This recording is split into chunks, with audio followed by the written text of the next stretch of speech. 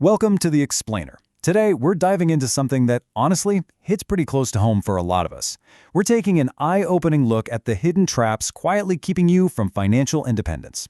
Look, if you're working hard, earning a decent living, but still staring at your bank account at the end of the month wondering where it all went, you are absolutely not alone.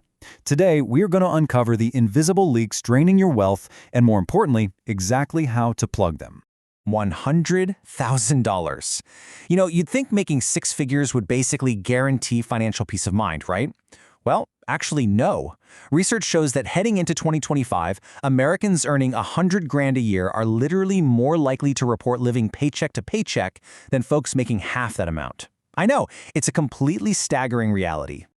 So, okay, let's dive right into this. Why on earth are so many high earners totally trapped in this cycle? How can you make more money than you ever have before and still feel completely broke? Well, the truth is, wealth isn't usually destroyed by one massive, dramatic mistake. It's actually drained away very quietly by small, completely normal daily habits. Let's break down exactly what those invisible forces are. Section 1. The High Earner's Paradox. As it turns out, having a high income absolutely does not guarantee financial security. In fact, a recent Federal Reserve survey found that 14% of consumers are actually at risk of missing a minimum debt payment. And here's the truly wild part. The absolute greatest increase in debt-related anxiety, it's among high-income households. Why? Well, because higher earners tend to carry much larger debt balances, basically just assuming their income will keep growing forever to cover it. But when economic uncertainty hits, that risky setup just comes crashing down. And honestly, this is totally fueled by our modern consumer culture that prioritizes fast, frictionless spending over actually saving. Moving on to Section 2, the lifestyle creep trap. So, the crucial point here is understanding this silent wealth killer we call lifestyle creep. Here's exactly how it happens. You get a raise, you feel super proud, and naturally, you upgrade. Maybe it's a slightly nicer apartment, a better car, fancier dinners out. But before you know it, you're stuck on this hedonic treadmill. That expensive new lifestyle just becomes your normal, boring baseline. And all that extra income, it gets completely erased before you can even save a single dime of it.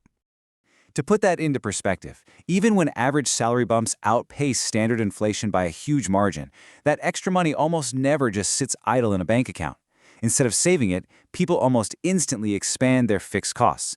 We see people pushing their housing costs right up to 30% of their shiny new income, and vehicle costs up to 35%. And what happens? It leaves absolutely zero buffer for emergencies.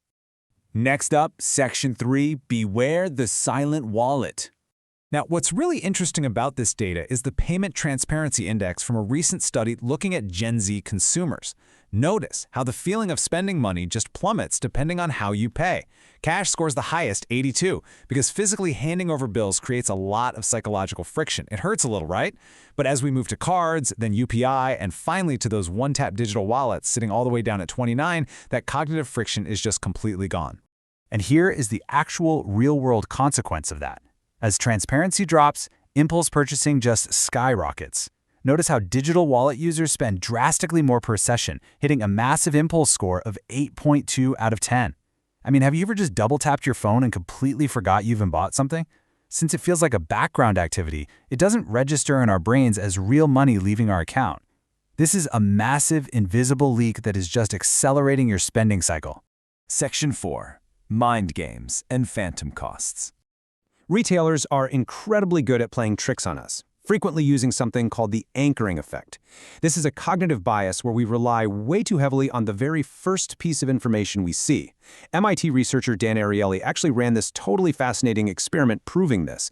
He found that even completely arbitrary numbers, like literally the last two digits of your social security number, could act as a mental anchor and totally dictate how much you're willing to pay for things like wine or chocolates. Crazy, right? And this brilliantly illustrates how anchoring traps us in the real world. Think about it. A jacket sitting on a rack priced at $55 is, well, it's just a jacket. But frame that exact same jacket as originally $120, now only $55. And suddenly, that $120 becomes your mental anchor. All of a sudden, we feel like we're getting an absolute steal, which prompts us to spend money on things we honestly don't even need just for that psychological rush of saving money. But to really truly understand the cost of these little impulse buys, we have to talk about opportunity cost. Basically, this is the value of what you give up when you make a decision. The St. Louis Fed uses a great example of buying a $7 smoothie at the mall. Normally, we just ask ourselves, do I want this smoothie right now? But if we put on our economist glasses, we should really be asking, what am I giving up in the future to have this smoothie today? Let's ground this theory in everyday life. Think about a tiny daily leak, like buying a $4.49 coffee just 3 times a week. It really doesn't seem like much at the time, right? It's just $54 a month. But let's move to and see how this builds over time. What if you skipped that coffee and invested that same $54 a month over 10 years at a super modest 3% compounded return? It turns into $7,619. That right there is the hidden opportunity cost. Every small, unthinking purchase isn't just taking a few bucks from your present, it is actively stealing thousands from your future. Section 5. Looking rich versus being wealthy. You know, social media constantly bombards us with images of people looking rich. Driving high-cost cars, wearing luxury brands, and juggling 50 expensive subscriptions. But the reality is, the people with the flashiest lifestyles are very often drowning in deep debt. They're just buying depreciating liabilities.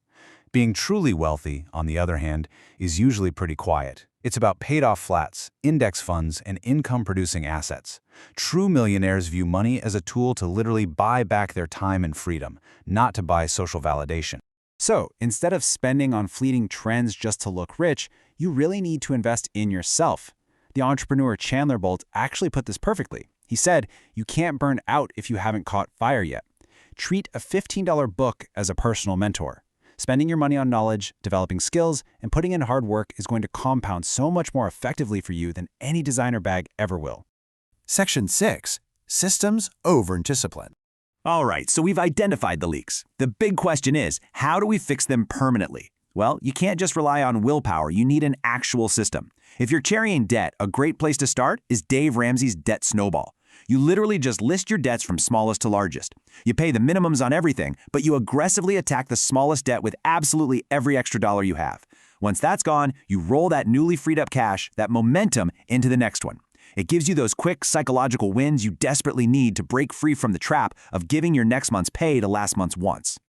Next, you need a map for the money coming in.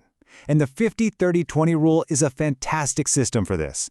You allocate 50% to your needs, 30% to your wants, and crucially, this is the big one, 20% goes straight to saving and growing your wealth.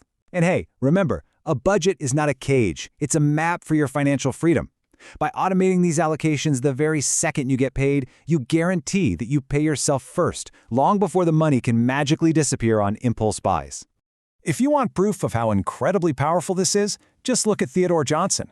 He was a UPS worker who literally never made more than $14,000 a year in his life. But he had a bulletproof system. He automatically saved 20% of every single paycheck, no exceptions. By the time he retired, that systematic habit had compounded into a massive $70 million fortune. Think about that. Small, automated, systematic savings will always beat out a high salary that's paired with terrible, leaky spending habits.